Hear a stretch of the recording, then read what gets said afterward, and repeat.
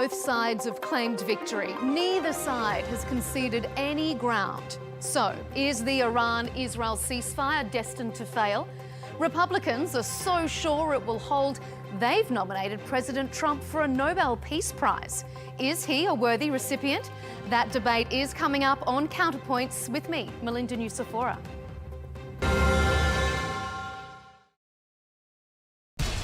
We have to take care of our people, and we're going to take care of our people first.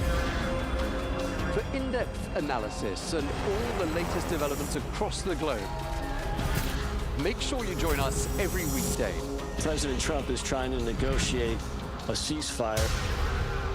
With so much happening, so much information, and so much noise, international law will have no part in his administration. it can be hard to keep track. Tariffs will just fuel inflation. We're going to fight these tariffs. But you can count on us to tell you what you need to know. We stand by your side.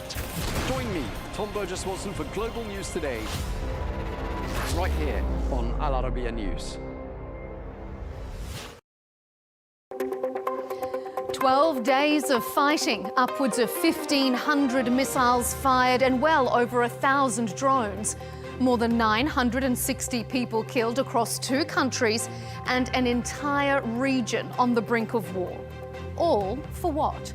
As the dust settles over Iran and Israel, both countries are claiming victory. We'll debate what, if anything, has been achieved and whether Donald Trump deserves a Nobel Peace Prize. You're watching CounterPoints with me, Melinda Nucifora.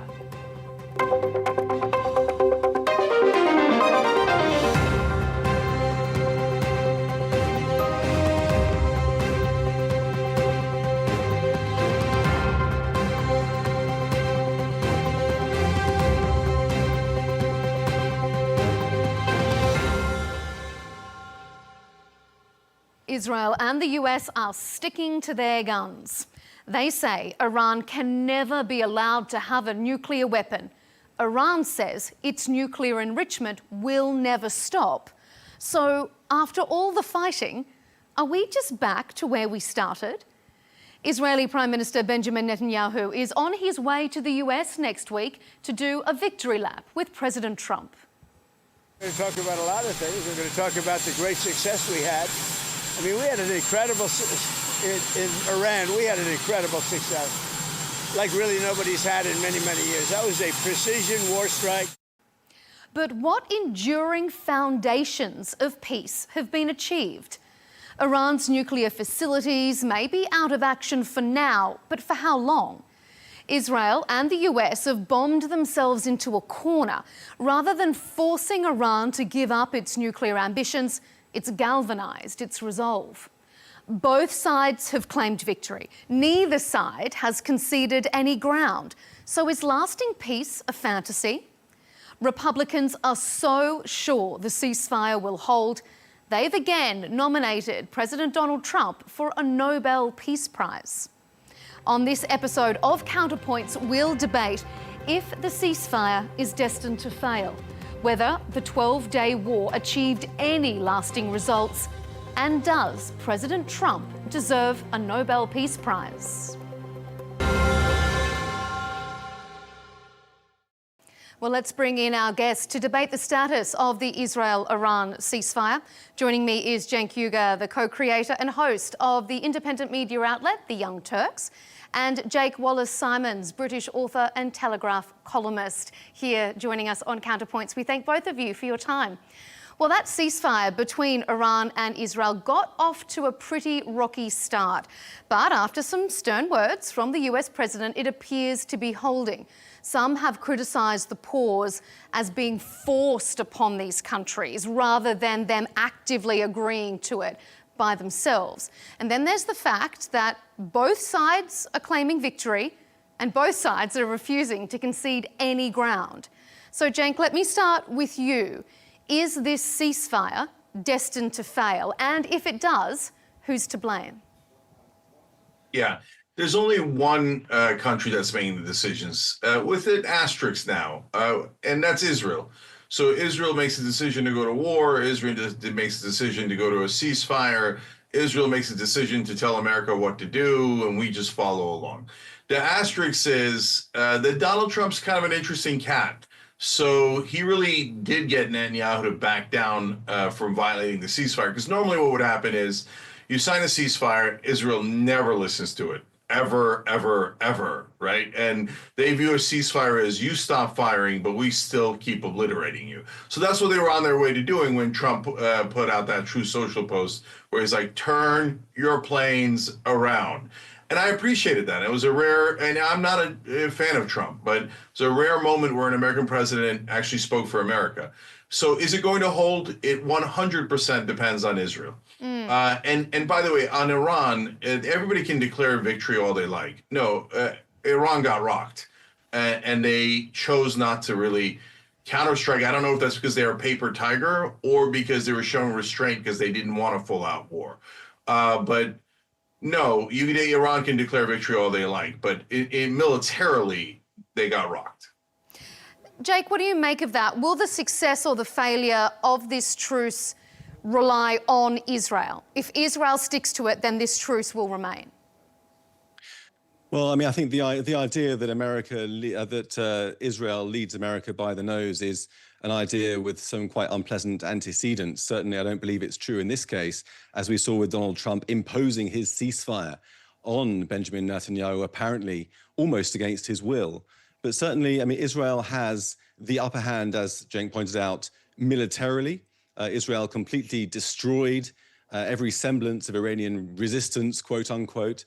Iran has no longer any air defenses, any air force, any nuclear program, any nuclear scientists, any top brass. So Iran really, it was totally humiliated on the battlefield.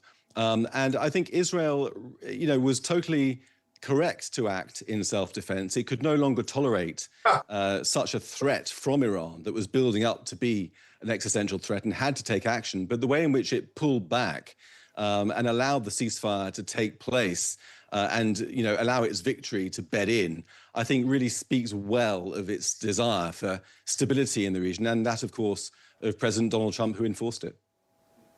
Cenk? Yeah. Okay, I'll respond to that. So there's two hilarious things that Jake just said. First of all, that Israel starting the war was self-defense. Sure. Every time Israel starts a war, they're like, oh, yeah, self-defense. Yeah, we're the biggest military. We've destroyed half the Middle East, invaded Syria, Lebanon, Gaza, West Bank, Iran, but we're doing self-defense. Sure you are. So it's an aggressive imperial empire that has been taking more and more Arab land, Muslim land, Palestinian land since 1948. And so all their propaganda about how they're the victims and it's all about self-defense is just, that's all it is. It's propaganda for the world. And it used to work, especially in America. It used to work brilliantly. Now all of their propaganda stopped working, including what Jake said earlier. That goes to point two. That kind of idea that Israel leads America has, unfortunate antecedents. I like the British way that he put it. It's rather polite. But what he's saying is it's anti-Semitic. And of course, whenever you criticize Israel, everything is always anti-Semitic. That also used to be very effective propaganda. Now it doesn't work at all. And everybody laughs when you say stuff like that. So in reality, if you don't know this about America, we are, unfortunately, I love America, but we've become the most corrupt nation on earth. Our politicians can be bought and are bought by different governments, different corporations. So is it Israel that controls everything? No. Is it the Jews that control America? No, definitely not. First of all, that's a hilarious way to think about it because, like, regular Jewish people, they don't have any power. They're not meeting with politicians, etc. But does Israel have a lobby in America called AIPAC that is incredibly powerful? Of course it does. If you say that it doesn't, or it's anti-Semitic to state that fact, you're just being absurd. And you can say that all you want, but these days, of course, everybody laughs at it. All right, so well, big pharma, the drug companies, big oil, the defense contractors, they all have huge lobbyists, and they donate hundreds of millions of dollars to American politicians. They're just bribing them. Israel is not any different. They're just in the game. And they're smart to be in the game, but are they bribing American politicians? And do they own about 80% of Congress? Obviously they do. It's Okay, not so even Jake, close. what That's do not you arguable. make about that? Jake is questioning whether it's self-defense and whether Israeli lobbyists are really the ones pulling the strings here. What do you make of that? Well, I mean, on the first point, I mean, obviously it was self-defense. I'm not sure how it's possible to describe Israel's campaign against Iran as anything other than self-defense. Israel didn't gain any territory, didn't gain any natural resources, didn't gain any financial benefit. In fact, it made a great loss financially and also lost lives of its civilians as well. Gained nothing apart from the security of its own citizens who no longer have Iran's nuclear threat trained upon their population centers and its ballistic missiles in danger of obliterating the Jewish state at the press of a button. But certainly on the other point that Jake so eloquently made about the alleged power of Israeli lobbyists over the American democracy, I would only point out that every country, every major country in the world has a lobby on Capitol Hill, and the amount of money that Israel spends on its lobby is dwarfed by the numbers of dollars spent by many other countries, including particularly the Gulf states, but also other Muslim and other countries. And so the idea that Israel has some kind of special power over the United States, again, is an idea which has some very unpleasant antecedents and is totally at odds with the facts and the reality in America and overseas. Overall, Cenk is just throwing out some provocative smears which have no basis in reality. Israel, of course, is no expansionist regime taking Arab lands. I mean, it's tiny. It occupies less than 1% of the Middle East. So to say that it's expansionist or it threatens, allegedly it's seeking to expand into Gaza, into Iran, into the entire Arab world, it's total fantasy stuff. Israel is acting in self-defense, is not leading America by the nose. And Israel is perfectly right to wage war in Iran, and thank God has won. So Jake seems like a lovely guy, but none of those things are true. So let me explain one by one. So AIPAC gave more money to members of Congress in this election cycle than any other special interest group or lobby. So normally that's not the case. Normally the big drug companies spend 4 times the size of AIPAC. So this is not about any one country. Our system in America is broken. You could bribe almost any politician.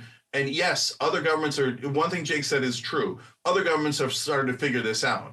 So there's, of course, the jet from Qatar. Let's keep it real. And there's a couple $1 billion deal that Eric Trump got, et cetera. So, well, look, on the one hand, both for Israel, Qatar, everybody else, I feel like, well, good on you that you figured out how the game is played in America, right? On the other hand, since I'm an American, I hate that all of them are buying our government. And to say that our politicians are not affected by hundreds of millions of dollars is hilarious. It's hilarious. I mean, yeah, that's true, but that's... So but one that's family alone, hold on, let me the... finish. One family alone, the Adelson family, has given Donald Trump over $337 million in campaign contributions.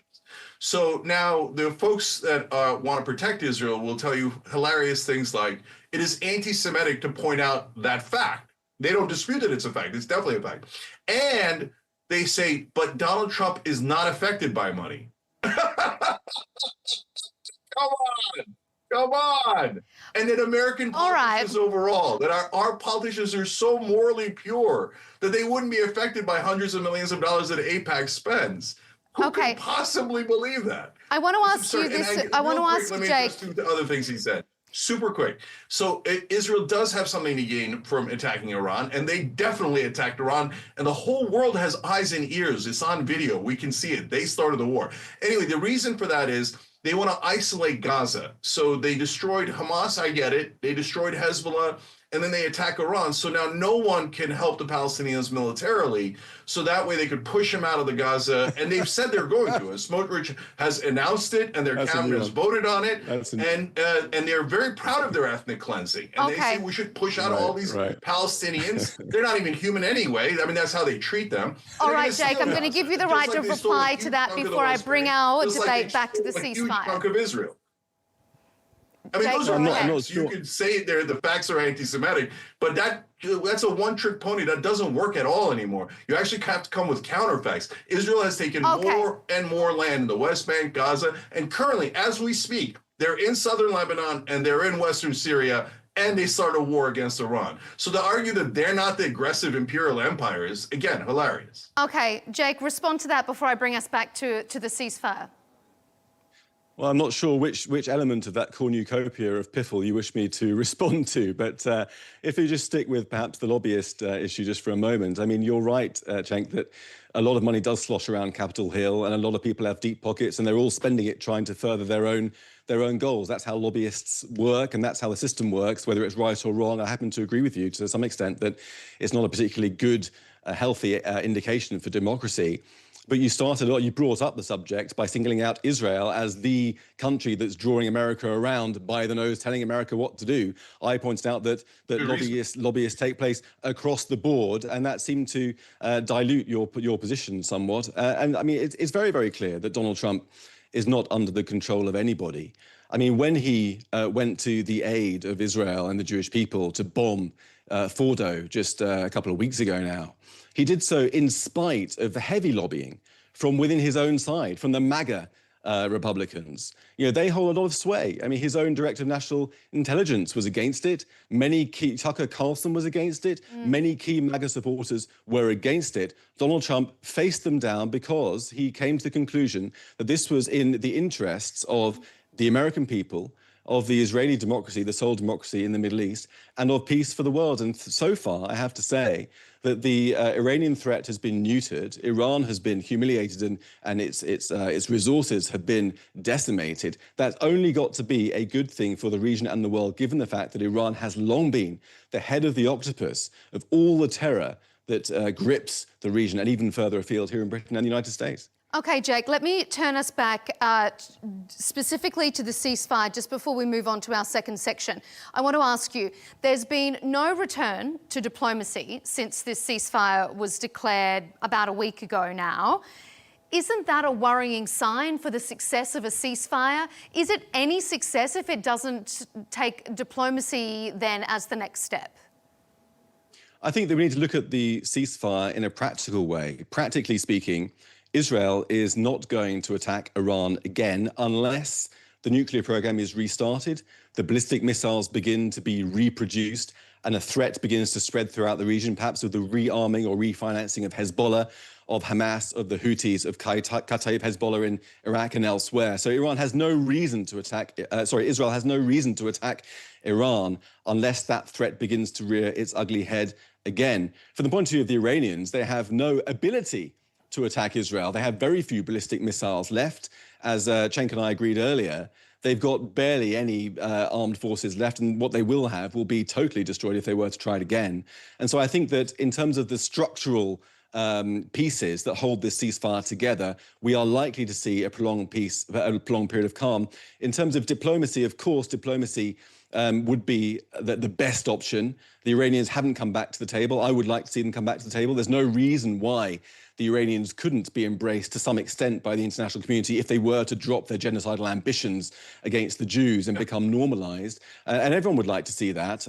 If not a regime change, I think everyone would like to see even more. But overall, I think we're not likely to see a reprise of the war unless the Iranians play silly games again. Cenk? Yeah, so it's so frustrating talking to an Israeli supporter because they live in an alternate reality. He's talking about the genocidal ambitions of Iran. Israel's in the middle of doing a genocide right now. It's not hypothetical. It's not theoretical. It's a massive, disgusting genocide. No, you can try to talk over me, but it's never going to work. And you can try to pretend that it's not a genocide. But look, you're insulting our intelligence. We see Gaza. Gaza's completely destroyed by the terrorist state of Israel. And they have killed 500 times the number of children that Hamas has. So you can try all the tricks. Hamas, bad. No problem. Hamas is bad. Iranian regime, bad. Yeah, I agree. It's bad. I wouldn't want to live under the Iranian regime. That doesn't excuse Israel's grotesque genocide. It doesn't excuse Israel being 100 times a terrorist that Hamas is. Because those are facts. They've killed so many civilians, 56,000 at a bare minimum number of people killed, over 17,000 children slaughtered by Israel, slaughtered for no reason other than want to grab more Arab land. So you can say all those things, but the rest of the world sees Israel for what it is now. And does America follow Israel more than any other country? Of course, AIPAC's been bribing American politicians for longer, and they're really good at it. And again, I respect their game, and anyone can do it, but a lot of countries have catching up to do, and they're doing it in ham-handed ways that are not that effective. But AIPAC is a machine. And so our politicians, like most politicians across the world, are deeply corrupt. So they're basically waiters for the rich and the powerful and for the lobbyists. So they come and they go, yes, Israel, how might I serve you? And again, to be fair, they do the same thing with drug companies. That's why we can't even negotiate drug prices in America. It's hilarious. It's ridiculous. But it's also tragic. Okay, so Israel constantly attacks, constantly takes land. And then he says, if they even restart their ballistic missile program. So Iran is not allowed to defend themselves. No Muslim country is allowed to defend themselves. Only Israel gets to defend themselves by attacking all of their neighbors. Okay, I'm going to get to the nuclear program again in a moment. Genocidal terrorists, Muslim, dirty savages. Yeah. You know who's actually racist?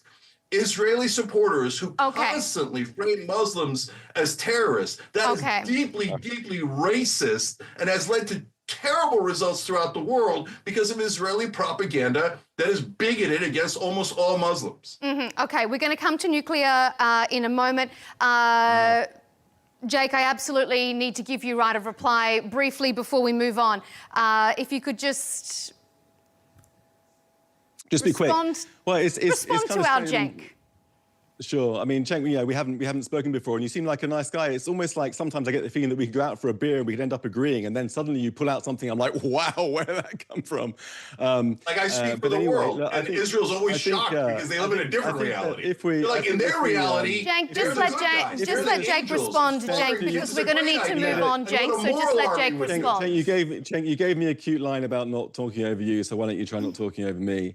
I think that look, if we just narrow down to this idea of genocide, I mean, just because I know you want to move on, just this one point. I mean, if Israel really wanted to commit a genocide with all the military might that it has, it could have been over in Gaza in about half an hour. They could have carpet bombed it. They could have dropped, serious weaponry, serious bombs, and killed everybody within half an hour. They didn't do that. And they didn't do that because they went house to house trying to evacuate civilians, clean out Hamas without killing civilians as much as they could. And the tragic, awful loss of civilian life has been less proportionately in Gaza than it's been in all other conflicts around the world. Israel's been doing a wonderful job in trying to keep those down, although I completely accept and will be the first to say that every single innocent death is a total tragedy. I'm not wanting to be glib about that at all. But I think we do need to recognize the difference between how Israel wages war and how other nations wage war. If Israel really wanted to do a genocide, it would have been over within half an hour, and everyone knows that. Okay, all right, I'm going to refocus us, Cenk, I'm just going to refocus us back onto Iran and Israel because we are running out of time and we need to move on. The US remains adamant that Iran can't have a nuclear weapon. And so that was also Israel's main operational goal when it went into this conflict. It said it was launching preemptive strikes because, according to Israel and the US, Iran posed an imminent nuclear threat. And yet Iran remains undeterred. It says it's committed to developing a nuclear program, be that civilian, as they currently say, or otherwise, because they are also considering withdrawing any oversight functions of the IAEA. So, Jake, what long-term goals has this conflict achieved? And I don't just mean a momentary disruption to Iran's nuclear program. If Israel's goal was to neutralize Iran as a long-term nuclear threat, that has not been achieved. Isn't that right? No, I think that's wrong. I think it has been achieved in the long term. I mean, nothing can ever be permanent, I suppose, if the geopolitical situation were such to allow Iran to grow back. But look, the nuclear program has been set back by many, many years. They have no centrifuges. They have no means, even if there is those kilograms of enriched uranium, even if they do exist it would be impossible for them to enrich it. It's been set back by many, many years. Iran has been deprived of all the top talent in terms of its nuclear science knowledge, as well as its military structure and its missiles and its armaments and so on and so forth. And I think the beauty of it is that if Iran were to begin to build back its nuclear program, Israel could go in, because they haven't got any air defenses, could go in and take it out again, ensuring that it doesn't grow back to the threat that it was before. But, you know, the Iranians, the problem with the Iranian regime is that they're run by a genocidal, apocalyptic death cult, which believes in starting a war with Israel and the rest of the world to bring back a figure called the Mahdi out of invisibility, who's a kind of messianic figure who will then lead the believers, 313 lieutenants, to victory around the world and global dominance for Shia Islam that's going to be broken up between 313 regions between each of them and so on and so forth. It's a crazy, theocratic, fanatical religious ideology. And until that is out of the driving seat, it's very difficult to see why they would stop, because death is not something that they shy away from. It's something that they embrace. Now, the best case scenario, of course, would be for regime change to take place within Iran at the hands of the Iranian people themselves, who are wonderful, educated, cultured, dignified people who do not deserve to live under the yoke of that awful man and his horrendous, vile regime. If they were to be able to overturn it, we could really see an era of new peace in the Middle East. Sadly, they're so downtrodden with the secret police, with torture chambers, with arrests and other means of repression that it's very difficult for them to do so. But I pray that that will happen, and I think Cenk would probably join me in that prayer. Cenk? Yeah, whenever he's describing Iran, it's almost identical to what Israel is actually doing. So a genocidal regime run by religious fundamentalists, that describes Israel perfectly. Smotrich and Ben-Gvir are lunatic terrorists who talk about destroying all of Gaza, and they're on the record, so you could shake your head about it. But your government, I mean, I don't know what your government is, but Israel is run I'm not Israeli. by literal genocidal maniacs who are religious zealots. It's what you're describing in Iran is not just theoretically what Israel believes, the government of Israel, but it's actually what they're doing. So this idea that you're worried about Iran doing that. So look, I'm not interested in any religious fundamentalism. I'm not interested in the Iranian regime. I'm not interested in the ludicrous genocidal Israeli regime. And they're all fundamentalists, and they all have this ridiculous idea, oh, God spoke to me, and God's my best friend, and God said to kill you, right? And except Israel has the power to do it, and they are doing it. So by the way, every country or group that has committed a genocide always says the same exact defense that Jake just gave. Well, we could have killed them all. So the Serbs said it in Srebrenica. The Turks did it, said the same thing in the Armenian genocide. Well, we could have killed all the Armenians in the West. Why didn't we kill them? Every genocide, there's someone that says, well, we're such good guys because we didn't murder every single one of them. Okay. No, that doesn't make you a good guy. Let me ask you, So right now, look, this idea that Iran is a danger. Okay, Iran has been attacked by Iraq. Iran has been attacked by Israel. Iran has been attacked by America. Israel has attacked Syria, Lebanon, Iran, West Bank, Gaza Strip. Who's the aggressor? And then they say, oh my God, what if Iran gets a nuclear weapon and threatens people with it? That's what Israel has, and that's what Israel does. Okay. When he talks about ballistic missiles, what he's saying is Israel will not allow any Muslim country in the Middle East to defend itself. The minute you have any ability to defend yourself, Israel's going to come and bomb you, and they feel like they have a right to it. They're like, what do you mean? I get to militarily dominate all my neighbors, and if they dare object, I declare war on them, pretending to do self-defense. I bomb them. I have America bomb them. And then anyone criticizes me, I go to, you guys are all anti-Semites. Okay, yeah, Cenk, let me turn you back to the question I asked Jake, because I'd like to know your take on that. Utterly guilty. Do you think any long-term goals have been achieved since the US dropped those bunker busters on the nuclear facilities? Do you think that the region is safer? Yeah, the region's never going to be safe until Israel stops attacking all of their neighbors. And Israel attacks and attacks and occupies and occupies. So here's when the region can be safe. And this is stone cold fact. Everybody knows it, including Israel. for God's sake, get to a two-state solution. Okay, I'm not in the camp of, oh my God, I hate Israel, I hate the Israelis, I want them wiped out. No, I want Israel to be a safe Jewish haven. The way that you get there is by letting the Palestinians go. How long are you going to enslave them? How long are you going to keep them in concentration camps? How long are you going to slaughter them?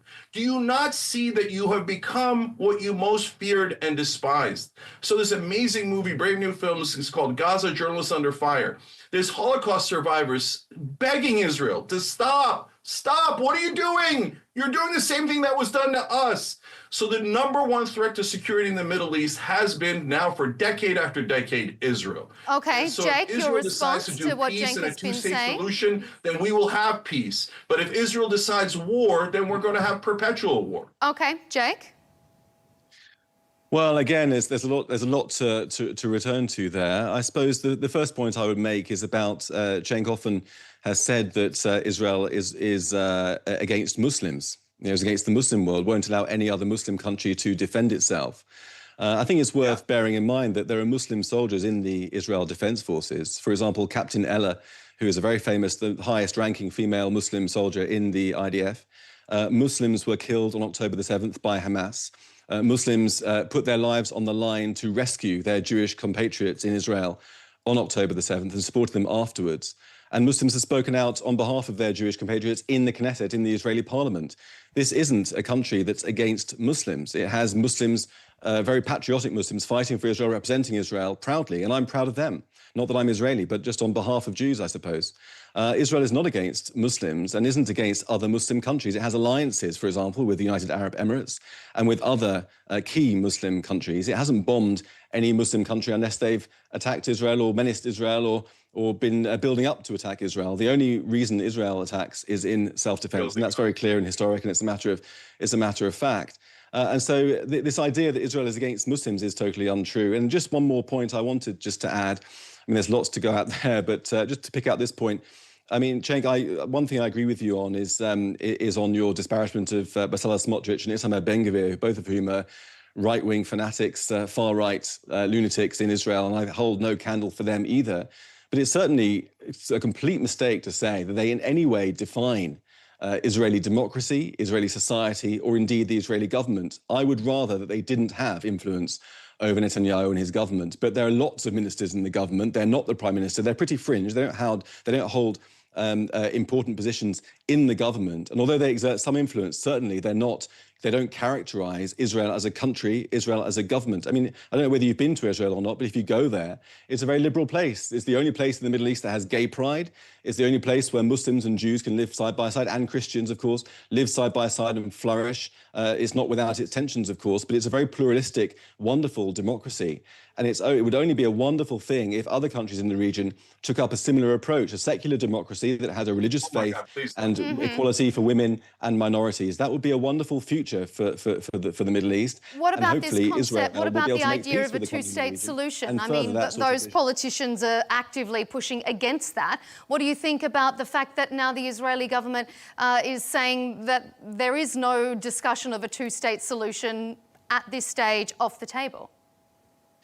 Yeah, I mean, unfortunately, the Palestinians don't want a two-state solution. I mean, that's not true. Israel doesn't want it. Answer the question. Israel said no, not the Palestinians. Not the Palestinian people, but I would say the Palestinian leadership. I mean, 2008 was the most vivid example where Ehud Olmert offered Mahmoud Abbas 100% of what he wanted, when they voted no on including a capital in East Jerusalem, including the entirety of the West Bank, including Gaza, including the right of return for a number of refugees, and he rejected it because he didn't want it. What he wants is perpetual war. He can't cope with the idea of a Jewish state in any borders. The Palestinian leadership wants a Palestinian state instead of a Jewish state, not beside it. Israel has made many generous offers. They've all been rejected, and that is the reason. If the Palestinians were to accept at least one of those offers, I would be the first to say it would be wonderful. I would love to see a peaceful Palestinian state, but first we need to see the peaceful Palestinian leadership.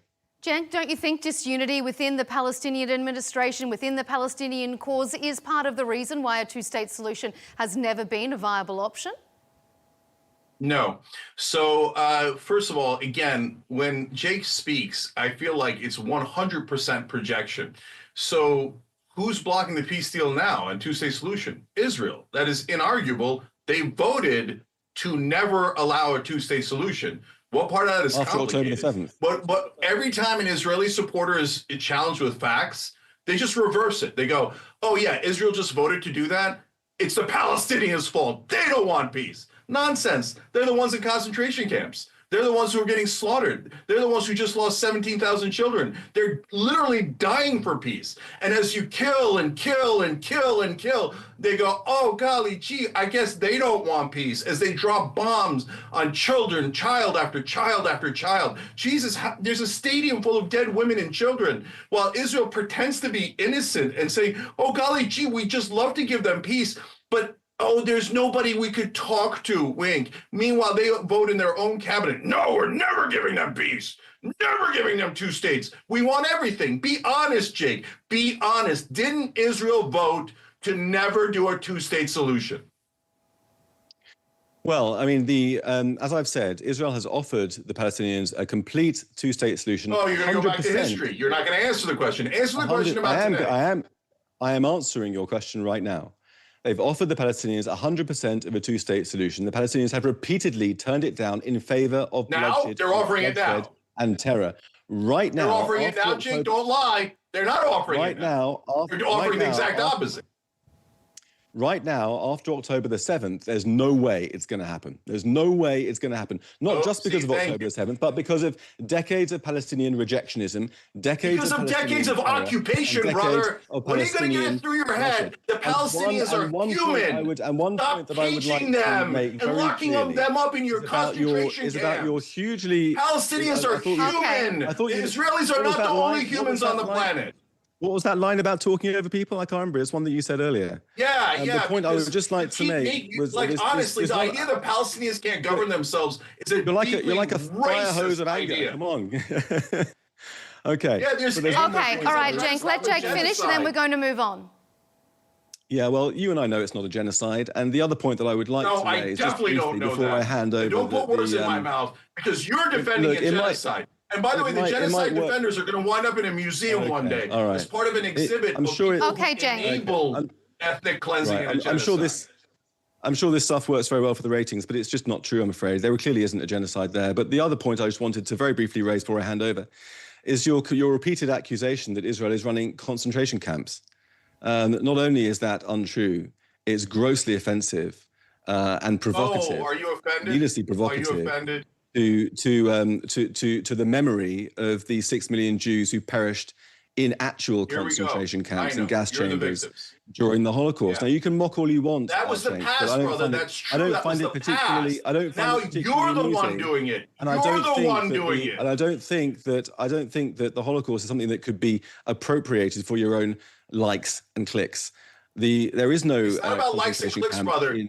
There is no concentration camp left in Gaza. Okay. There is no concentration camp. All right. I think we're all a little bit off topic now. So I'm going to move us on to our final segment so that we can stay on topic, so we can get everything wrapped up in the time allot that we have, because we are focusing on Israel and Iran. I know that this is a very interconnected conflict, but just for this last segment, I want to keep our focus there, because President Trump has long had his eye on a Nobel Peace Prize.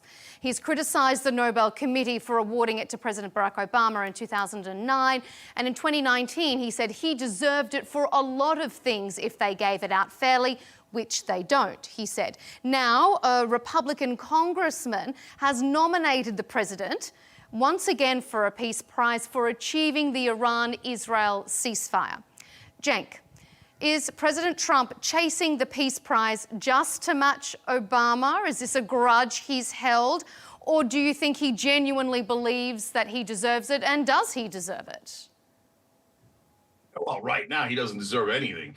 But can he deserve it? Sure. What would it take? First of all, Obama shouldn't have. Obama shouldn't have gotten one in the first place. Does Trump want to match Obama? Almost certainly, right? And is there a way that he could get a Nobel Peace Prize? Yes, he will definitely get one if he gets Israel to agree to a two-state solution.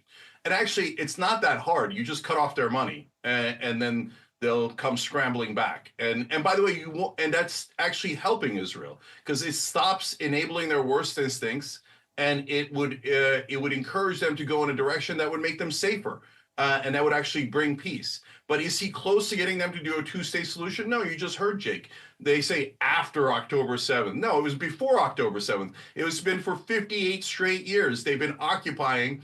You can call them concentration camps, you can call them occupation, you can call it anything, but it is not, they're not free, and their freedom has been stolen from them by Israel.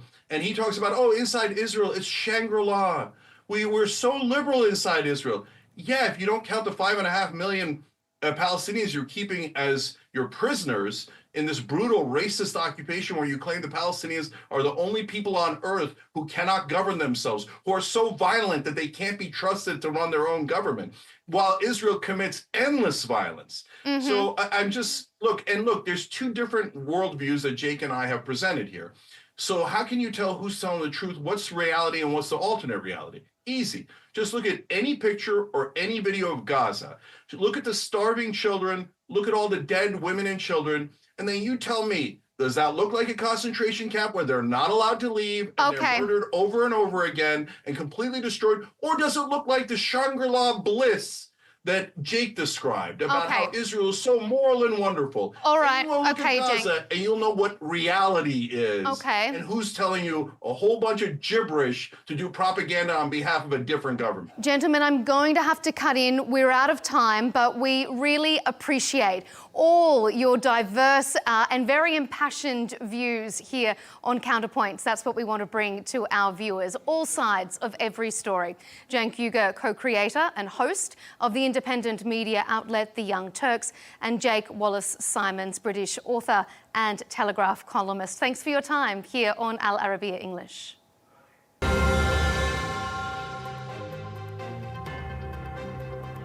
And as always, thanks to you at home for watching Counterpoints on Al Arabiya English.